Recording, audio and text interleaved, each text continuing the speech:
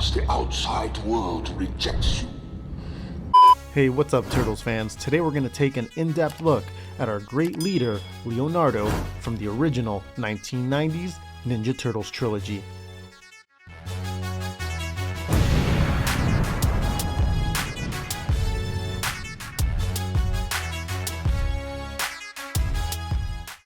Original trilogy Leonardo. Now, although at the beginning of the original movie we get glimpses of Raphael, Leonardo was the first live-action Ninja Turtle that we got a complete look at on the big screen when he jumped around the corner of the sewers. And it was beautiful. When it comes to this version of Leonardo, he is the leader you know and love. But in the first movie, he doesn't seem quite like a seasoned leader yet.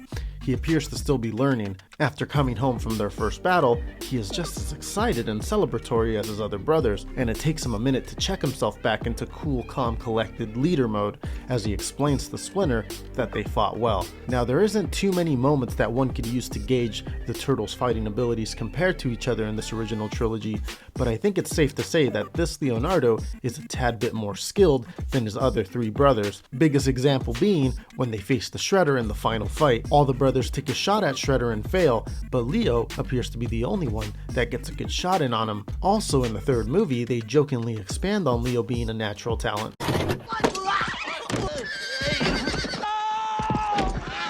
Adios, amigos!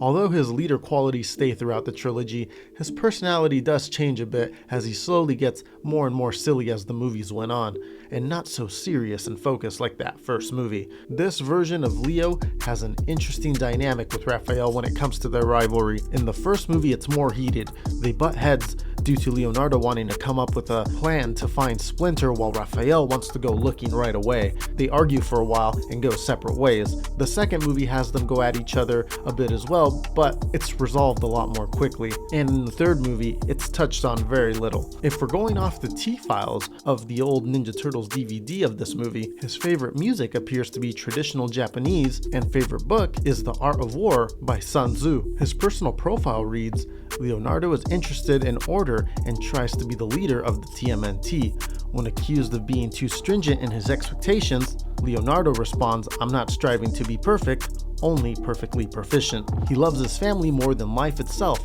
and feels responsible for their protection, which is shown as he watches over Raphael as he recovers from his injuries in that first movie. Leo in this version appears to be the first of the four brothers to tap into some type of meditative force connection where Splinter communicates with him. This Leo was transformed by a green colloidal gel, as it's described by Professor Perry, or ooze as we know it, that originated from a TGRI laboratory. From the T-files, it says Leonardo stands at 5 feet 1 inches tall and weighs 170 pounds, although old magazine clippings from around that time have him roughly at 4 feet 7 inches and 150 pounds. He has brown eyes and wields the katanas, although they do appear to look slightly more like ninjato, though the two weapons differ very slightly. He has two skinny straps going up diagonally up his chest in the same direction and wears his weapons crisscrossed on his back. The belt and elbow pads are a brown leather color and texture. His look changes throughout the trilogy.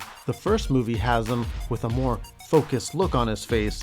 The snout is puffed up more than following versions, giving the first movie's Leonardo the most accurate classic Ninja Turtle face out of all the renditions. In the first movie, he has a very detailed grungy green color to him. In Secret of the Ooze, the look changes a bit. The chest midsection area is not as detailed and it appears flatter than the previous version. His face has changed as well.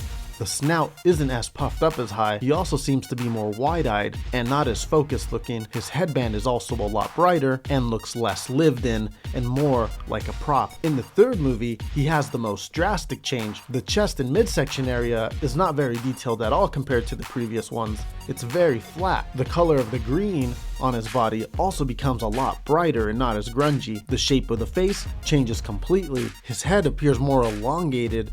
The snout is not puffed up at all. In fact, it appears dented in on both the left and right side, creating a bridge of the nose of sorts. The teeth are shown a lot more in this version as well, and it didn't appear to receive the same level of embrace that the Part 1 and Secret of the Ooze versions of Leonardo did. The liver spots, although present in all three movies, designs of the turtles are a lot more noticeable noticeable in Part 3. Now, although the look got stranger, Leonardo in Part 3 does appear to be a lot more agile. The suits are a bit hard to track down, but images of ones that have been restored can be found online. This one appearing to be Leonardo from the original Ninja Turtles movie that has been restored, and others from Part 3 can be seen as well from other places.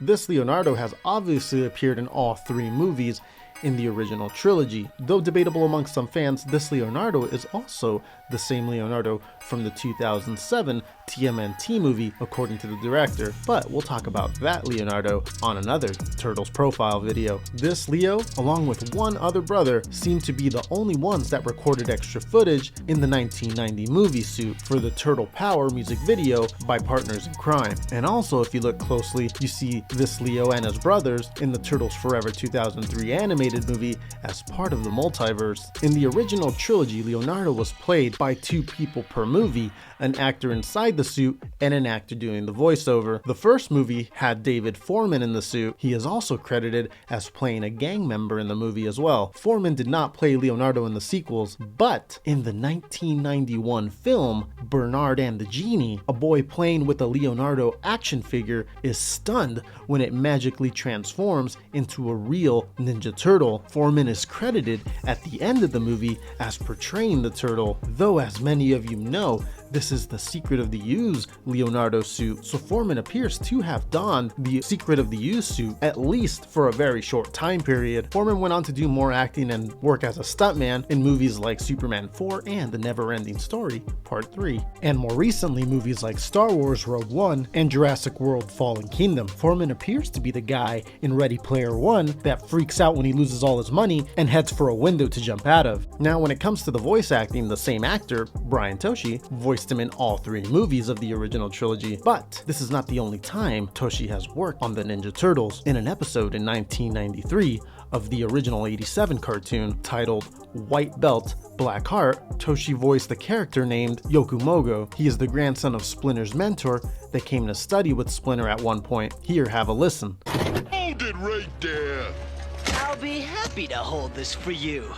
Hearing 90s Leonardo come from another character is pretty cool. Toshi also acted in Police Academy 3 and 4 and is Takashi in Revenge of the Nerds. Now, Mark Casso played Leonardo inside the suit in Secret of the Ooze and Turtles 3. Mark was a national gymnast competitor, apparently in 1980, way before he did the Turtles movies. Mark took a tumble during practice and broke his 5th and 6th vertebrae in his neck. An LA Times article from 1991 describes the injury. It reads, "He was paralyzed for 90 minutes. Using a bone from his hip, doctors surgically fused his spine together to create support for his neck. They drilled 4 holes in his skull and constructed a hollow brace." It's crazy to think 11 years later, this man was Leonardo. You know, you can either lay down and die, or you can just stand up and fight, you know, and I've always been a fighter. In Secret of the Ooze, Mark makes a cameo in the newsroom when Donatello calls April. He is the one that informs April that she has a call on the line. Mark went on to do more work, even being a stunt double for Sub-Zero in the Mortal Kombat movie,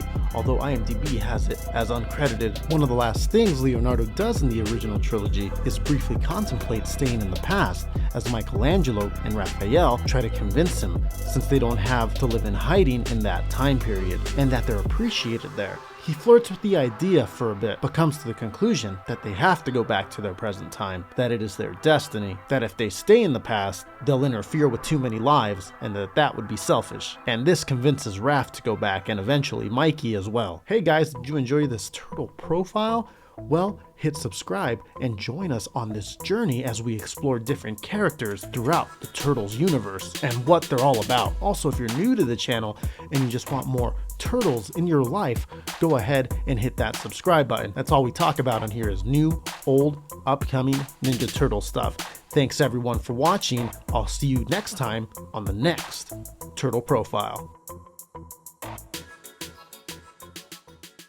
Hey Turtle fans, thanks for watching the video. Don't forget to follow me on all the social media platforms, Twitter, Facebook, Instagram. It's a good way to stay in touch with the channel. And also, if you want, go ahead and give the video a share on your social media platforms, Reddit, Twitter, all that stuff. And let's spread Turtle Mania to the world. Once again, thanks everyone for watching. It really does mean a lot.